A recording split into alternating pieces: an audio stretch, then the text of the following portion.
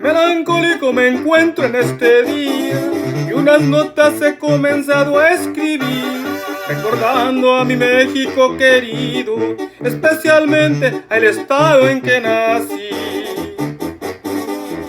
Yo he nacido en un estado muy bello, mexicana es mi nacionalidad. Yo he nacido en Sinaloa y con orgullo siempre lo voy a gritar. Solamente por las cosas del destino, de mi México yo tuve que emigrar. He emigrado a los Estados Unidos, he emigrado a California a trabajar. Cuando escucho el sonido de una tuba, o si escucho el sonido de un tambor, o si escucho a toditita la banda, yo recuerdo a Sinaloa con amor.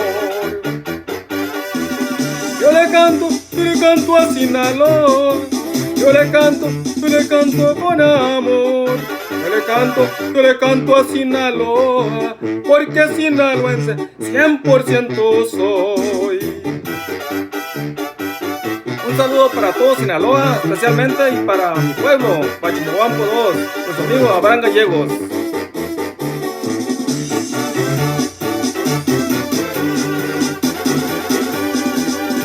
A mi pueblo siempre lo estoy recordando, a sus fiestas que son una tradición, acompañadas por la música de banda, la que traigo siempre aquí en mi corazón. Mucho tiempo he vivido en California, trabajando con mucha tenacidad. Mi propósito es juntar mucho dinero y regresarme a Sinaloa a gozar. México, yo nunca te olvido. Sinaloa, en mi mente siempre estás. También te traigo bien prendido a mi pecho. Sinaloa, pronto voy a regresar. Cuando escucho el sonido de una tuba, o si escucho el sonido de un tambor, o si escucho a toditita la banda, yo recuerdo a Sinaloa con amor. Yo le canto a Sinaloa, yo le canto con amor.